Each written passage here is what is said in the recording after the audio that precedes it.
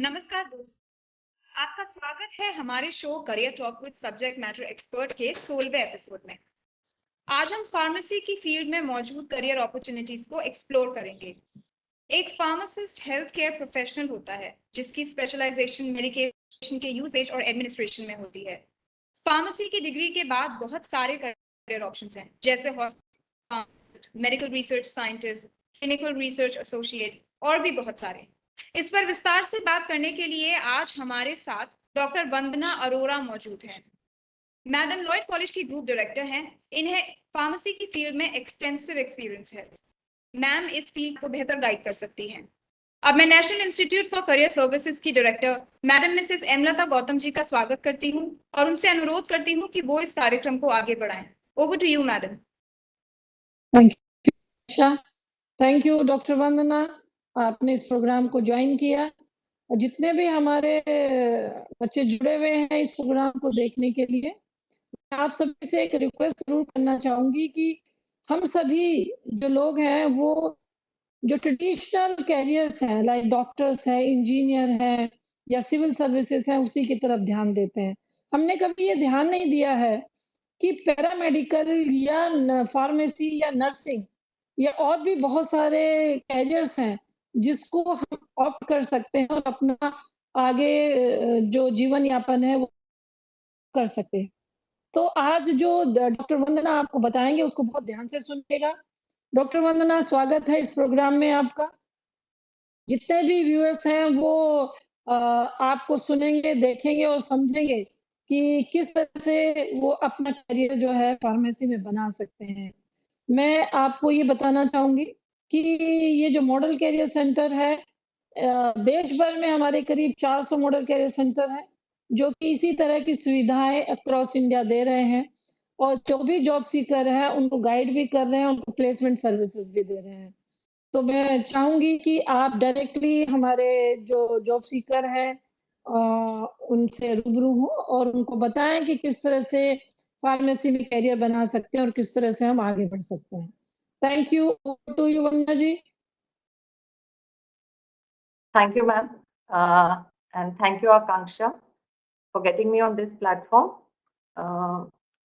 Welcome to all the participants जिन्होंने आज ये program join किया है.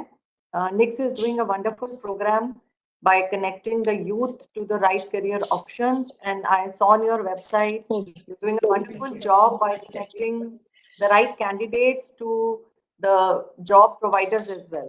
So congratulations to you, madam. We told a lot of participants here are undergrad, and some of you are also doing your graduation. So this will be more relevant for students who are in undergrad or their parents and guardians. कोई parents या guardians जिन्होंने ये session join किया हो, क्योंकि अभी class 12 का result आया है, CUET का result आया है, तो बहुत सारे ऐसे candidates हैं जो अभी career options ढूंढ रहे हैं। कल ही दिल्ली यूनिवर्सिटी की नई लिस्ट भी आई है, the first list has come out, और जो फर्स्ट ऑप्शन बच्चों को मिले हैं, some students have been very happy with the colleges that they are getting, some are still looking for options. At this point of time, I will like to bring your attention to a career that is close to my heart because I chose to do this career in 1995. मेरे पास एक presentation है आधे घंटे का जो भी हम 10 minute में चलाएंगे, क्योंकि मैं आपको बताना चाहूंगी कि आज हम इस करियर ऑप्शन के बारे में क्यों बात कर रहे हैं। और कल जो दिल्ली यूनिवर्सिटी का रिजल्ट आया है और मेरा फार्मेसी करना भी रिलेटेड है, so I tell you why in 1995 when I chose to do pharmacy, I was never a medical aspirant. मुझे एमबीबीएस कभी करना नहीं था। I wanted to do a physics honours and I got admission in Delhi University, fortunately, in 1995 in St. Stephen's College, and I enrolled into physics honors. When my father, who's into Delhi administration, suggested to me कि मुझे कोई professional program करना चाहिए जिससे कि 4 साल बाद नौकरी करने के ऑप्शन खुल जाते हैं। तब तक मुझे फार्मेसी के बारे में ज़्यादा ज्ञान नहीं था।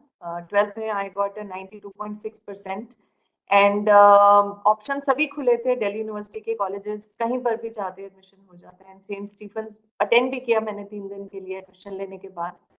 लेकिन जब मैंने फार्मेसी और उसके करियर ऑप्शंस के बारे में सुना और जाना, I was instantly attracted to this option. And I'm so happy today that I chose Delhi Institute of Pharmaceutical Sciences, which was then called College of Pharmacy, and it was in South Campus.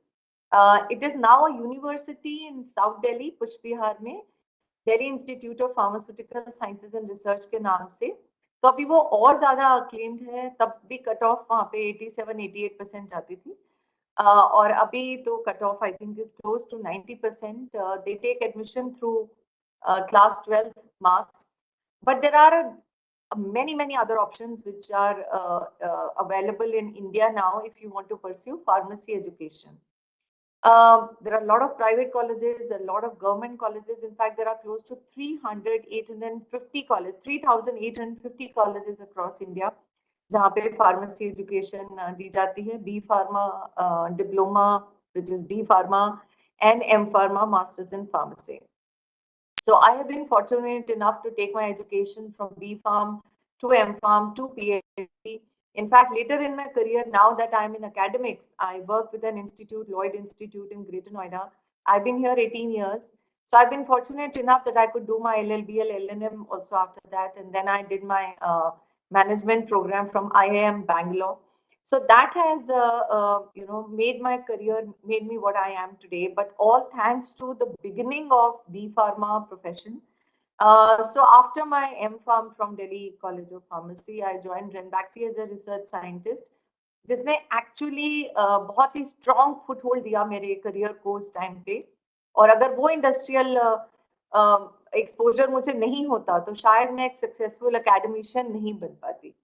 And that industrial exposure was much needed. And then I have been here since 18 years now, and it's been a wonderful journey. तो मैं proclaim नहीं करूँगी कि pharmacy जैसा कोई career नहीं है. Definitely there are careers. And I will also like to tell you that in 1995, when I was your age, for the students who have just passed out from class 12, या जो guardians हैं यहाँ पे इस time मुझे बताएंगे, या भाइयों बहनों दोस्तों को. So 95, I wrote an article in Times of India just after passing out my class 12th at that time, that pharmacists are no less than surgeons or doctors, and which has actually come true. You know, some of my classmates who did their medical and joined at a medical resident doctor at a salary of 16,000, 17,000 or even lesser at that time. And even now, will you believe, एक doctor की जो joining होती है सरकारी अस्पताल में as a resident doctor, the salary is 20-25,000, as low as that, and much higher salaries a pharmacist can earn. All you need is good technical expertise and good knowledge base.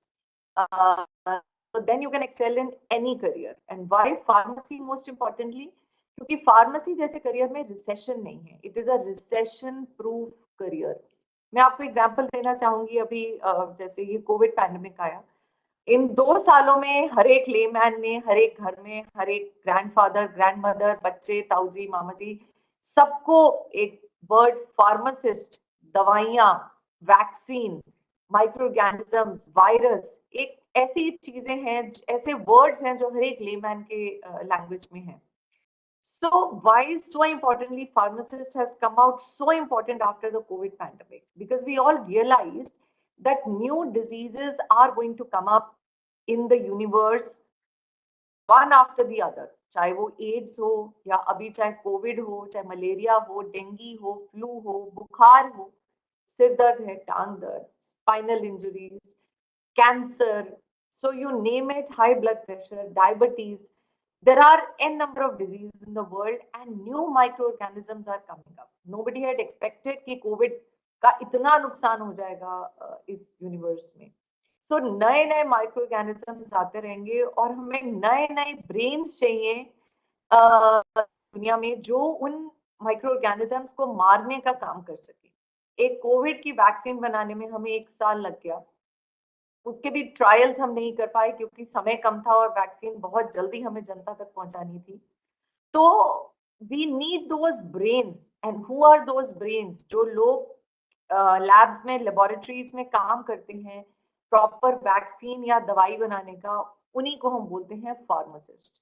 Those people are working in the chemistry laboratory, they are working in the microbiology or biotechnology laboratory, जहां से वो नए chemical बनाते हैं और उनको test करते हैं कि वो उस माइक्रो ऑर्गेनिज्म जैसे कि वायरस है या कोई नया बैक्टीरिया है, उसके ऊपर वो एक्ट करके कैसा प्रभाव प्रोड्यूस कर सकते हैं, whether it is able to destroy that microorganisms and finish that disease or not. Whereas compare करते हैं इसे एक बीटेक आईटी करियर से, अभी बहुत डिमांड है, हर एक बच्चा कंप्यूटर साइंस पढ़ना चाहता है। मैं भी, हम ग्रुप डायरेक्टर हूँ, तो हमारे पास भी कंप्यूटर साइंस प्रोग्राम है। I mean we fill the seats the day we open admissions, because हर एक को कंप्यूटर साइंस में एडमिशन लेना, अभी वो चढ़ता हुआ सूरज है अभी तक, लेकिन slowly we are heading towards recession, क्योंकि प्रोजेक्ट्स लिमिटेड हैं, काम लिमिटेड है और ग्रेजुएट्स बहुत ज्यादा है। दैट इज द रीजन बहुत सारे बीटेक इंस्टीट्यूट्स जो क्वालिटी मेंटेन नहीं कर पाते हैं वो बंद भी हो रहे हैं। So whereas in pharmacy the number of seats are limited, एक कॉलेज में 100 से ज्यादा बच्चों का प्रवेश नहीं हो सकता है by guidelines of Pharmacy Council of India.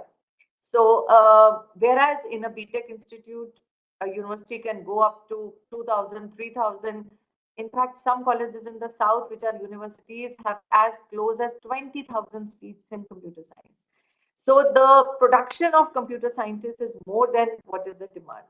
Whereas in pharmacy, the number of seats are limited, demand is ample. We are going to see some data and some numbers. अभी हम देखेंगे कि हिंदुस्तान में और हिंदुस्तान के बाहर फार्मास्यूटिकल इंडस्ट्री की growth अभी कैसी है, पहले कैसी थी और आगे कैसे होने वाली है, तो फोरकास्ट टिल 2030। तब आप ये अंदाजा लगा सकते हैं कि pharmacy as a career option is a very very bright career option. America में in fact pharmacists are considered to be one of the highest paid people. They are paid per hour, and the education is slightly different from what happens in India. Hindustan में हम B pharma करते हैं, वहां पे हम PharmD करते हैं। the regulations what are needed, approvals which are needed, धीरे धीरे हम इन सब चीजों पे आएंगे अपने स्लाइड को एक एंकर बना के, और आधे घंटे की स्लाइड के बाद तकरीबन 20-25 मिनट की स्लाइड के बाद हम स्लाइड बंद करके फिर से बात करेंगे और कुछ और आपको बातें बताएंगे, फार्मासिस्ट के बारे में कुछ एक कहानी सुनाएंगे और उसके बाद फिर आपके जो क्वेश्चन आंसर्स हैं बोलेंगे। So I will just share my presentation for you all to take as an anchor. I take you through this step-by-step career guide, which is about career in pharmacy, and very quickly we'll just scroll through it ताकि एक आपको दिमाग में समझ आ जाए कि pharmacist करते क्या हैं, उनका क्या रोल है हमारे इंडियन और ग्लोबल इकोनॉमी में, और क्या क्या टाइप की जॉब हमें लग सकती है बी फार्मा करने के बाद।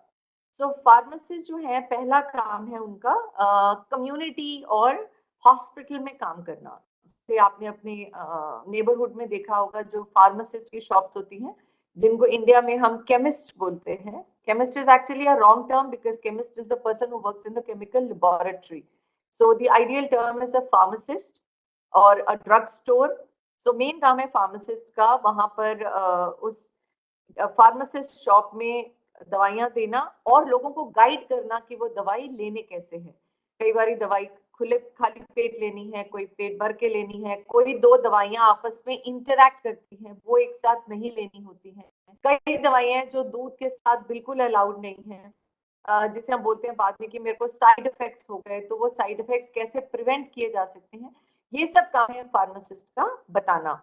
तो आप कभी बात करके देखिए अपने नेबरहुड फार्मासिस्ट से, उनको इस बारे में नॉलेज है या नहीं है। सिमिलर काम ही हॉस्पिटल में भी होता है हेल्थ केयर टीम के साथ।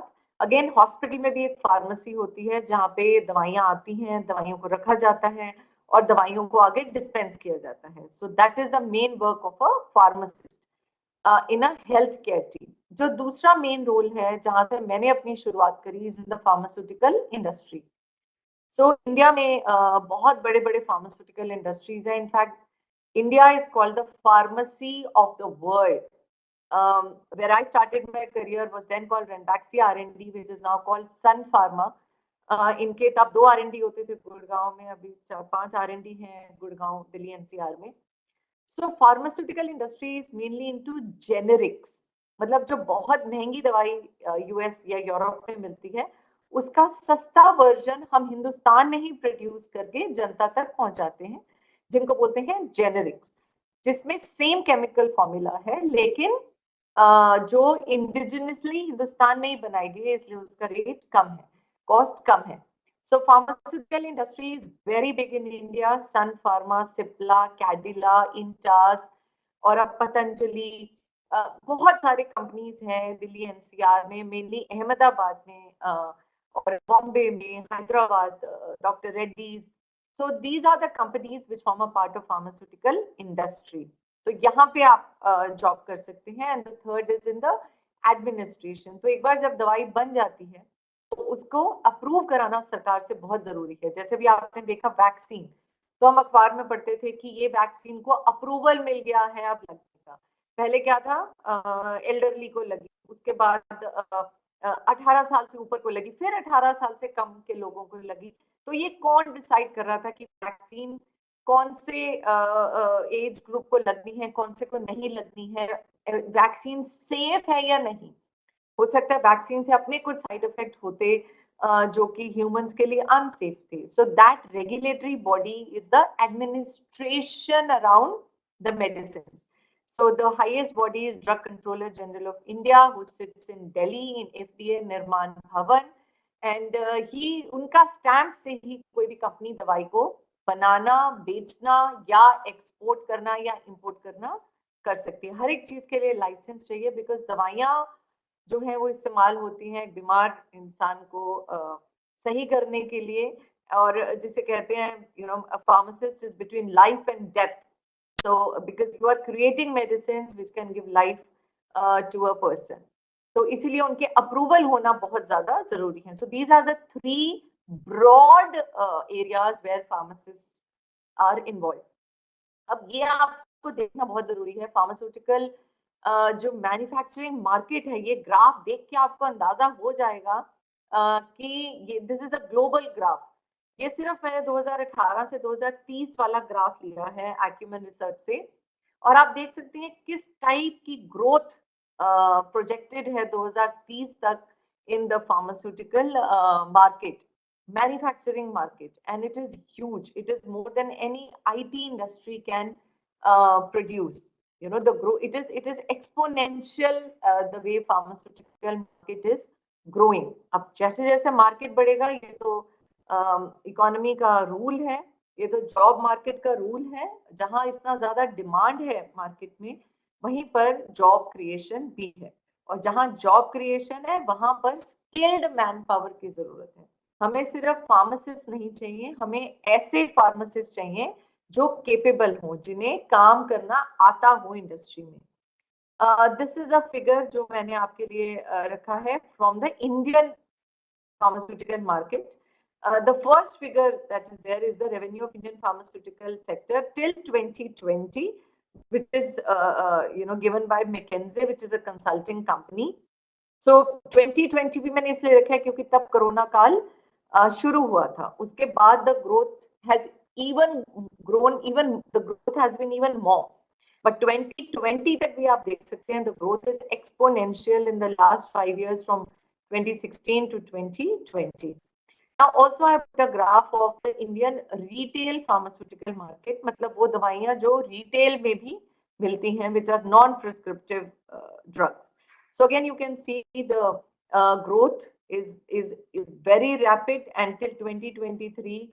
The value has been rising. In fact, from 2017 to 2023, the value in these last 6 years has doubled. The size of the pharmaceutical market has doubled, and that is a good news for anybody who is trying to pursue a career in the Indian pharmaceutical career.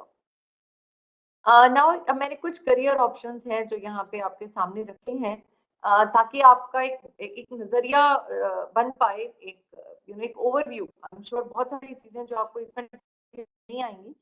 ये जो image है ये एक syrup की factory की है, जहाँ पे लिक्विड डोजेज फॉर्म बनता है. अब आप घर पे देखते होंगे, कोई ना कोई होगा आपके घर पे जो दवाई लेता होगा. आप देखते होंगे कहीं टैबलेट, कैप्सूल, कहीं सिरप, कहीं डाइजीन ले रहे हैं, कोई बेनेड्रिल ले रहा है, कोई कोई और सिरप ले रहा है, कोई को डायबिटीज जो शुगर है, इंसुलिन का इंजेक्शन लगाना पड़ता है खाने से पहले। तो आपके अपने ही हाउस होल्ड में आप देखेंगे tablets, capsule, injection, ointment, spray, कोई पेन रिलीवर स्प्रे है। सो सब कुछ, हर एक टाइप की दवाई आपके अपने घर पे आपको मिल जाएगी। So that is a part of pharmaceutical industry. और हर एक डोजेज फॉर्म का अलग टाइप का प्लांट, अलग टाइप का सेटअप होता है। डोजेज फॉर्म मतलब जैसे लिक्विड्स का अलग टाइप का प्लांट, सॉलिड्स का अलग, पेरेंट्रल जैसे इंजेक्शंस का अलग, ऑइंटमेंट्स का अलग, रिक्वायरमेंट्स अलग अलग है। लेकिन काम करने वाले लोग कौन है? वो कॉमन है।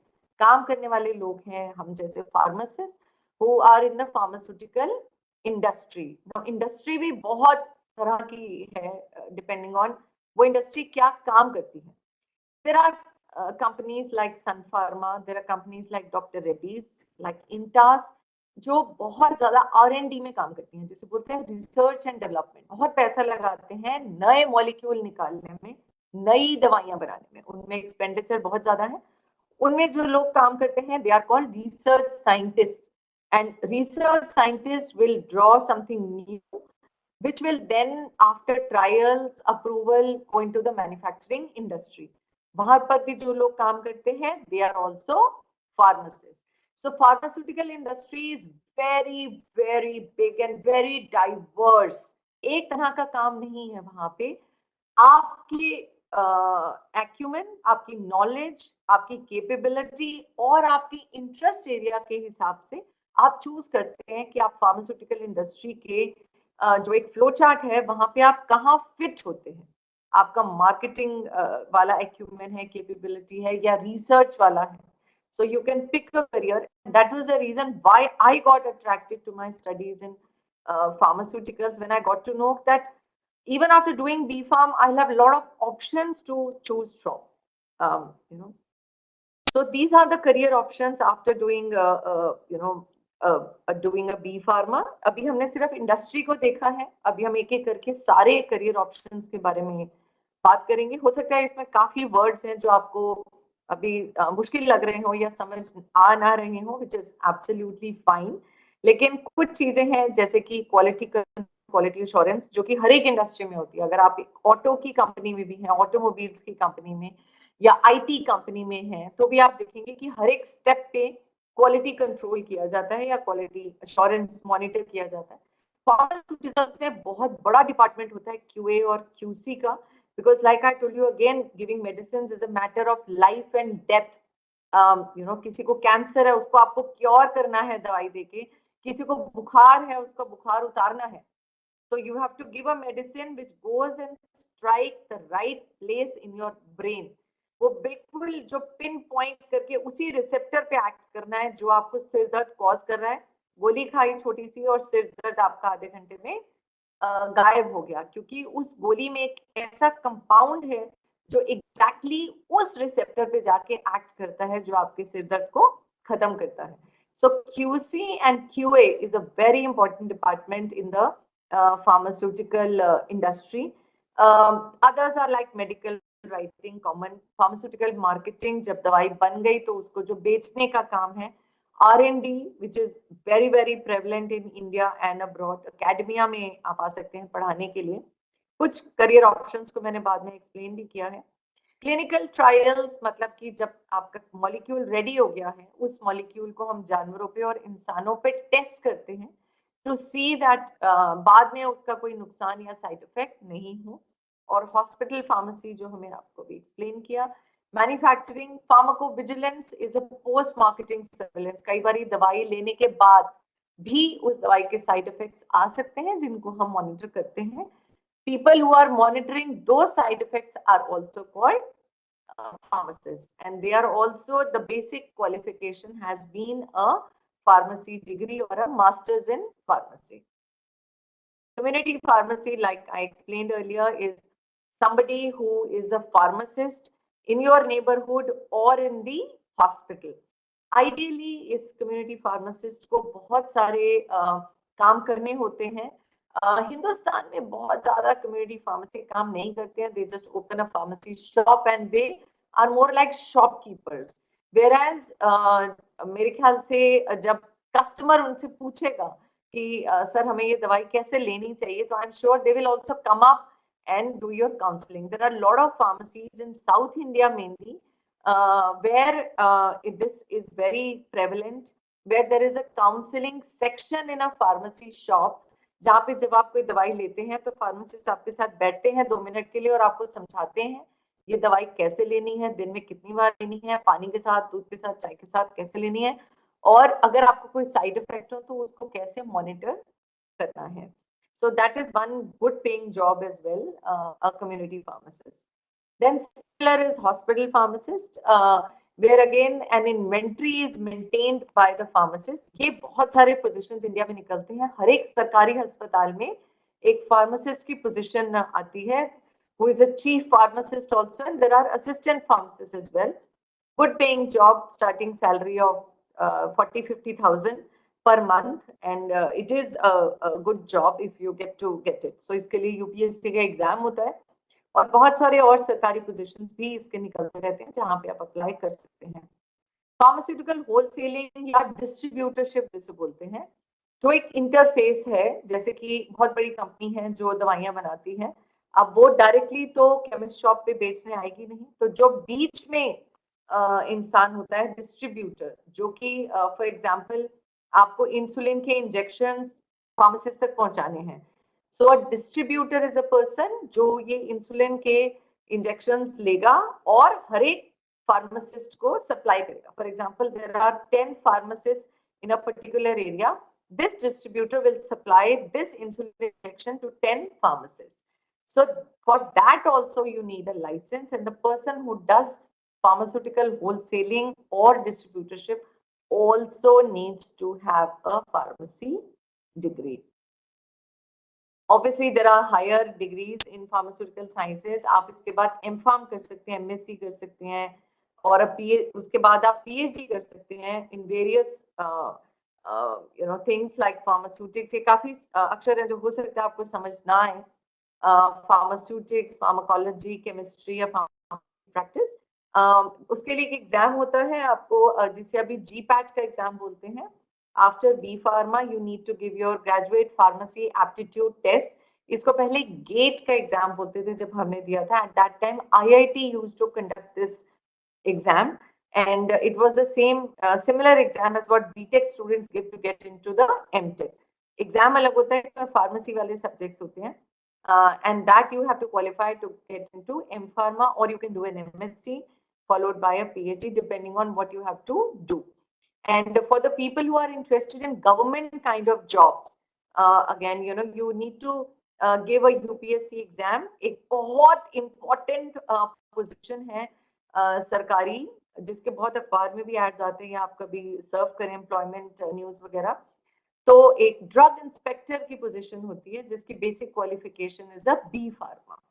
ड्रग इंस्पेक्टर कौन लोग होते हैं? जो अप्रूवल्स देते हैं. जैसे किसी फार्मेसी शॉप में रैंडमली जाके सैंपल उठा के उनको टेस्ट कराएंगे कि ये दवाई असली है, या कई बारी कुछ ऐसे लोग भी हैं इंडिया में और ग्लोबली जो नकली दवाइयों का काम करते हैं.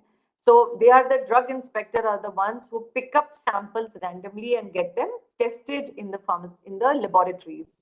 And at the same time, they also go to pharmaceutical factories, जो इंडस्ट्री है, वहां पर भी हर एक स्टेप पे वो सैम्पलिंग कर सकते हैं और उसको टेस्ट करने के लिए लेबोरेटरी में भेजते हैं कि जो ये काम हो रहा है ये सही काम हो रहा है या नहीं. They are called drug inspectors. और बहुत पोजीशंस निकलते हैं सेंट्रल डिपार्टमेंट में, जो कि CDSCO कड़कड़डूमा में है, और हर एक स्टेट में भी एक ड्रग कंट्रोल डिपार्टमेंट होता है जहाँ पर अगेन ड्रग इंस्पेक्टर्स के बहुत सारे पोजीशंस समय समय पर आते रहते हैं. और उसके भी starting salaries are close to 80,000 where you start your salary. And this is what is the gist of pharmaceutical a pharmacy product. जैसे कि एक दवाई है, it's called the journey of a medicine. यहाँ पे मैंने 10 steps लिखे हैं. So कई बारी मेडिसिन की जर्नी इससे बड़ी भी होती है, कई बारी छोटी भी होती है, लेकिन हर एक स्टेप पे फार्मासिस्ट के लिए रोल है, फार्मासिस्ट के लिए जॉब है. First is a disease outbreak, जैसे कि आप विजुअलाइज कर सकते हैं कोरोना को, क्योंकि वो सबसे रीसेंट है और हर एक है। डिजीज आउटब्रेक जैसे कोविड का पैंडेमिक एकदम पूरी दुनिया में फैल गया, तो क्या हुआ, एक तरफ तो फैला, बहुत पैनिक फैला, सरकार खाना दे रही है, पानी दे रही है और लोगों को पैसा पहुंचा रहे हैं कि वो घर में ही रहें, मैसेजेस दे रहे हैं। सो वो तो ह्यू एंड क्राई हो गया, डिजीज आउटब्रेक। लेकिन जो साइंस वाले लोग हैं, जो फार्मासिस्ट हैं, जो लैब में काम कर रहे हैं, जिसका काम है दवाई बनाना, उनको मिल गया नया चैलेंज कि अब हमें इस वायरस के लिए दवाई बनानी है। So they start a step of permutations, कौन सा केमिकल है जो इस वायरस को मार सकता है, तो they do a step of chemical discovery। अब एक डिस्कवरी तो जरूरी नहीं है कि एक ही डिस्कवरी से ऐसी दवाई निकल आएगी जो उनका काम कर देगी। So there are repeated discoveries, so a lot of pharmacists, जिनको हम medicinal chemist भी बोलते हैं, medicinal chemist, they are working in laboratories of different companies like Pfizer and Novartis and Sanofi and Merck. They are all working on these medicines. Repeated discoveries, repeated tests, repeated failure. जरूरी नहीं है जो पहली बार chemical बनाया उसी ने virus को मार दिया। उसके बाद एक ऐसा केमिकल निकला जो वायरस को मारने में सफल हुआ। उसके बाद उसके ट्रायल्स हुए, उसको जानवरों पे टेस्ट किया गया, उसको इंसानों पे टेस्ट किया गया, देखने के लिए कि इसके कोई साइड इफेक्ट्स नहीं हुए। और जो ट्रायल में सही निकला केमिकल, फिर उसके अप्रूवल हुए। उस अप्रूवल के बाद उसकी मास प्रोडक्शन शुरू हुई, जिसे बोलते हैं मैन्युफैक्चरिंग। जैसे वैक्सीन था, पहले थोड़ा सा आया, फिर बहुत सारी प्रोडक्शन उसकी होने लग गई, बहुत मैन्युफैक्चर हो गया तो मार्केट में लॉन्च कर दिया। उसके बाद उसकी सेल मार्केटिंग हुई, उसको डॉक्टर्स को बेचा गया, हॉस्पिटल्स को बेचा गया, फिर उसकी पोस्ट मार्केटिंग सर्विलेंस हुई कि मार्केट होने के बाद भी उससे कोई साइड इफेक्ट्स तो नहीं आ रहे। Now, why are we doing this journey of medicine? Because at each step, the people who are working in this journey of a medicine is a pharmacist, a person who has a degree of pharmacy and preferably an M.Pharm and a PhD.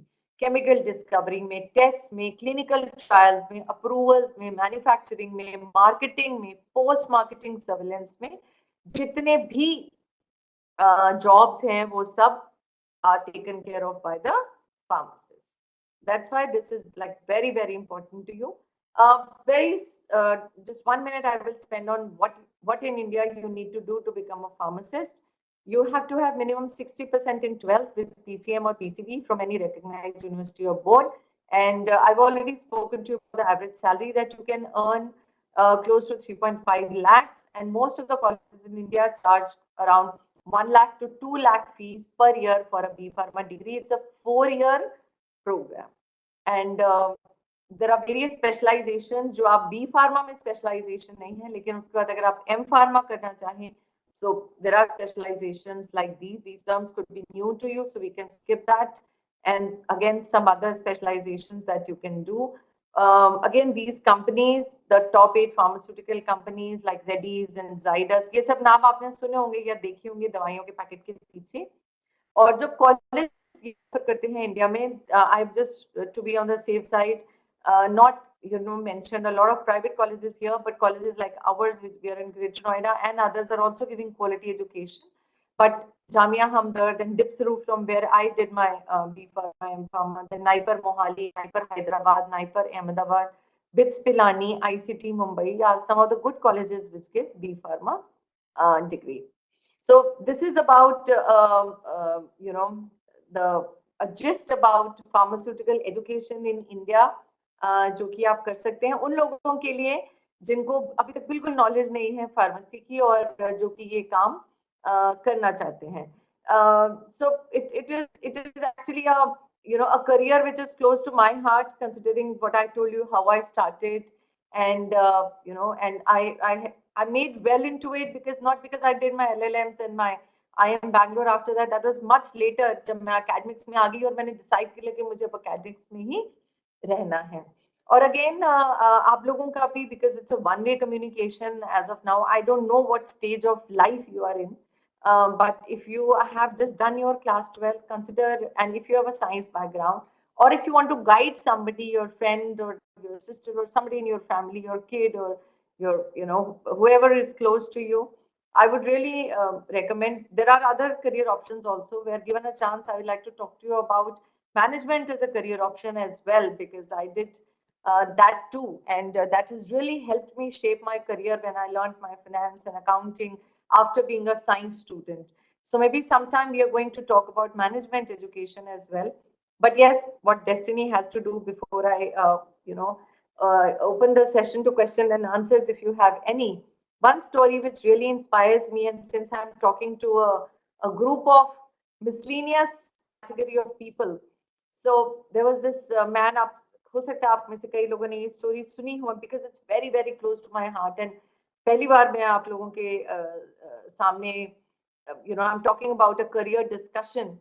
So this person is Dr. APJ Abdul Kalam, और काफी लोगों ने ये story अब तो बहुत popular हो गई, after his book also came up.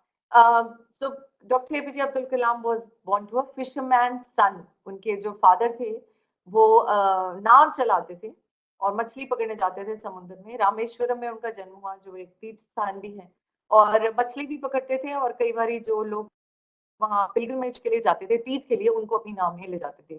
तो इस टाइप की फैमिली में जन्म हुआ डॉक्टर एपीजे अब्दुल कलाम का, और वो वापस फिर आते थे, और यही जैसे नॉर्मल फिशरमैन के घर पे खाना बनता है, वैसे ही उसी टाइप का उनका रहन सहन था. लेकिन doctor APJ Abdul Kalam was a hard working student. बहुत अच्छे स्टूडेंट तो नहीं थे, लेकिन पढ़ना चाहते थे. इनफैक्ट जब वो कॉलेज गए तो उनकी बहन, जो मैरिड सिस्टर थी, उन्होंने अपनी शादी के गहने बेचे और अपने भाई को कॉलेज में पढ़ाया. He went to Madras institute of technology. And एक जो बहुत एनेक्डोट है जो मैं बताना चाह रही हूँ, वो जब एयरफोर्स पायलट बनने के लिए देहरादून गए एग्जाम देने के लिए, वहां पे बहुत सारे स्टूडेंट्स थे, और उसमें से उनका नंबर जो था, वो जो सिलेक्शन के 8 बच्चे हुए, उनका जस्ट पीछे वाला था. उनका 9th नंबर था, और उनके आगे के 8 जो स्टूडेंट्स थे वो एयरफोर्स पायलट बनने के लिए सिलेक्ट हो गए. उनका नंबर उसमें नहीं आया. वो साउथ इंडिया से गए हुए नॉर्थ इंडिया, स्पेशली देहरादून गए एग्जाम देने के लिए, सिलेक्शन नहीं हुआ, बहुत डिसअपॉइंट हो गए. So what did he do? he took a bus to Rishikesh, and he was standing by the Ghat of Ganga, और उन्होंने सोचा कि अब मैं कूद जाता हूँ, और मैं अब जीने के ये जीवन में अब नहीं जी सकता हूँ. इतने में वहां पे एक स्वामी जी, और स्वामी जी ने उन्हें बोला कि बच्चा, ये तुम क्या कर रहे हो? तो उन्होंने शेयर किया कि मैंने बहुत मेहनत करी, मैं इतनी दूर तक आया एयरफोर्स पायलट बनने के लिए, लेकिन मेरा सिलेक्शन नहीं हुआ, तो अब तो मैं जिंदगी में मेरे लिए कुछ नहीं रखा. तब उन्होंने उन्हें ये ज्ञान दिया कि डेस्टिनी जो है वो बहुत बड़ी चीज है. आपकी किस्मत में इससे बहुत अच्छा और बहुत बड़ा कुछ लिखा हुआ है. उस time doctor APJ Abdul Kalam को नहीं पता था कि वो आगे जाके मिसाइल मैन बनेंगे या 2002 में प्रेसिडेंट ऑफ इंडिया बन जाएंगे. ना उन स्वामी जी को पता था कि वो आगे क्या करने वाले हैं. लेकिन डेस्टिनी जो है वो इतनी बड़ी चीज है, तो लक है, जो आपका लिखा गया है कि आपको उस समय एयरफोर्स पायलट नहीं बनना, बल्कि प्रेसिडेंट ऑफ इंडिया बनना है. So for all of you as well, whatever career options that you have chosen, you are going to come out bright. Just that you can't leave everything in the name of destiny. That balance you have to make. जो भी आपने choose किया है, या जो choice आपके लिए लिख के आई हुई है आपके destiny में, you have to work hard towards it. चाहे आप pharmacist बने, चाहे doctor बने, whatever you become in your life, whatever you do in your life, see to it that you are absolutely thorough in it. आपसे अच्छा और कोई नहीं होना चाहिए. That is what you have to aim to do, and then you will see that success is all yours. You are the go-to person in your family, you are the go-to person in your office, wherever you are there. कि अगर इस बारे में कोई knowledge लेनी है, so he or she is the person to go to. With this, I end my talk, and good wishes to all of you. Best wishes for a wonderful career. You can find me on LinkedIn in case you want to connect further. Send me an invite. I'm at Vandana Arora Sethi, and I work at Lloyd Group of Institutions as Group Director and also Chief Strategy Officer. You can find me on LinkedIn. Thank you, Akanksha. Thank you, Director Ma'am, and thank you, Nix, for giving me this opportunity to connect with so many people on this platform. Thank you. Ma'am एक participant है मल्लिकार्जुन जी, वो ये जानना चाहते हैं कि अगर हम अब्रॉड में करियर परस्यू करना चाहते हैं एज अ फार्मासिस्ट, तो वहाँ पे कोई अलग एग्जाम होता है? अगर हमने इंडिया से बी फार्मा किया है तो भी हम वहाँ पे करियर परस्यू करने के लिए एलिजिबल हैं? Yeah, so then in that case, yeah, so I wanted to speak about it as well. In countries outside India, there is a separate program which is called PharmD, which is a 6-year program. वो भी India में भी pharmacy council ने introduce किया है. जैसे कि यहाँ 4 साल का बी फार्मा है, वैसे वहां पर 6 साल का PharmD है. हिंदुस्तान में भी अभी है, तो आप PharmD भी कर सकते हैं शुरू से ही.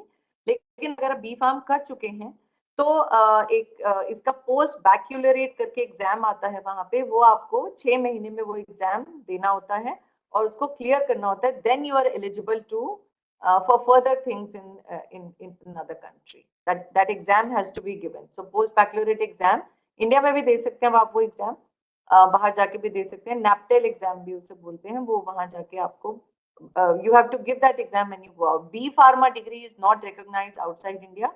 For that, you have to have a PharmD degree. PharmD is also now available in India in some colleges, which is called a Doctor in Pharmacy. It's a 6-year program. Next question Neha ji का है, वो ये जानना चाहते हैं कि pharmacy में starting salary क्या होती है? So starting salary is close to 25 to 30,000 in a manufacturing company. तकरीबन 25,000. अगर आप, जैसे मैंने आपको बहुत सारे करियर ऑप्शंस बताए, अगर आप फार्मास्यूटिकल मैन्युफैक्चरिंग में जाते हैं तो तकरीबन 25,000 तक की स्टार्टिंग सैलरी है. अगर सेल्स मार्केटिंग में जाते हैं, अच्छी कंपनीज में सिलेक्शंस होता है, तो तकरीबन 40-50,000 है. R&D में 40 to 50,000 है. So when I started in 2001 in Ranbaxy, my salary was 18,000, which I think is today's 60,000. So R&D में है 40-50,000, sales marketing में है 40-45,000, manufacturing pays less, so close to 25,000. So सारे career options हैं फार्मेसी के बाद ही, but depends on आप क्या choose कर रहे हैं, then the salary differs. Ma'am next question Archana ji का है, ये जानना चाहते हैं कि वेटरनरी फार्मेसी में क्या स्कोप है और कोई प्राइवेट कॉलेजेस हैं जो इसमें डिप्लोमा ऑफर करते हैं? वेटरनरी फार्मेसी का स्कोप है इंडिया में अभी, and in fact it is increasing day by day. Private colleges north India में तो बहुत कम है, पर साउथ में couple of colleges are there जहाँ पे आपको ये मिल सकते हैं. You can google the names, they are available.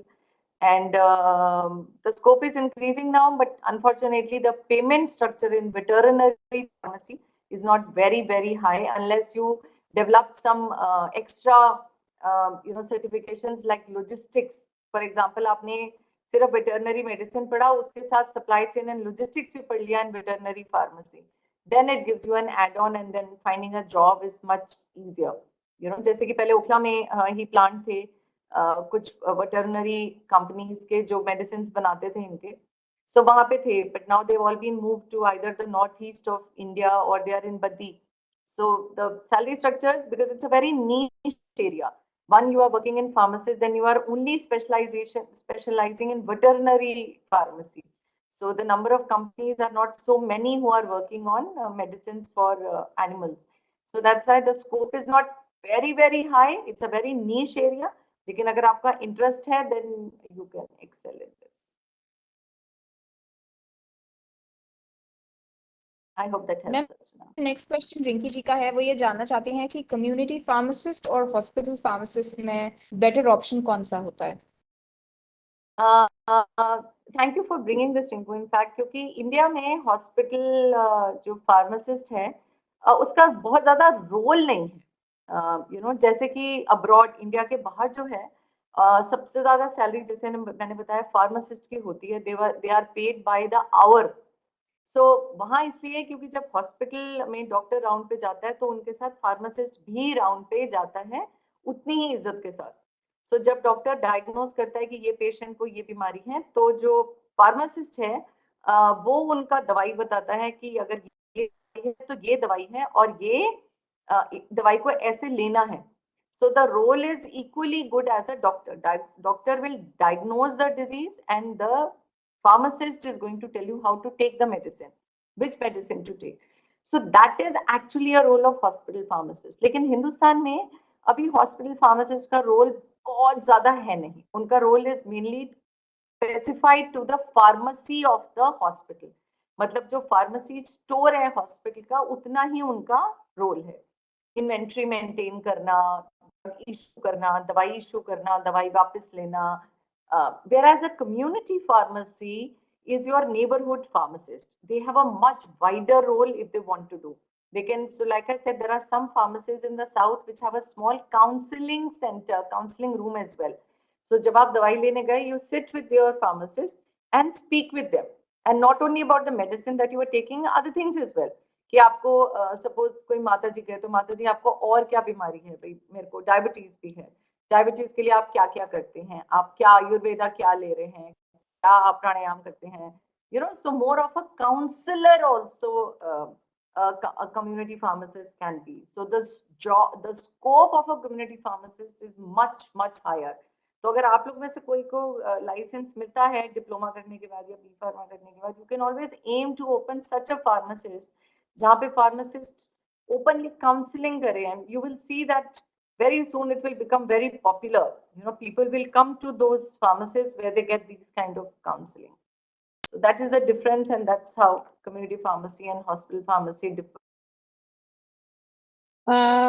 Thank you, Dr. Vandana. मुझे उम्मीद है कि जितने भी हमारे पार्टिसिपेंट हैं उन्होंने बेहतर तरीके से समझा होगा, और